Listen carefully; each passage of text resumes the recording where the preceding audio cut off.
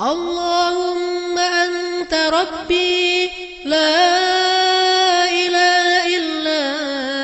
أنت خلقتني وأنا عبدك وأنا على عهدك ووعدك ما استطعت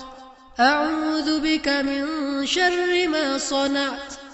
أبوء لك بنعمتك علي وأبوء بذنبي فاغفر لي فإنه لا يغفر الذنوب إلا أنت اللهم أنت ربي لا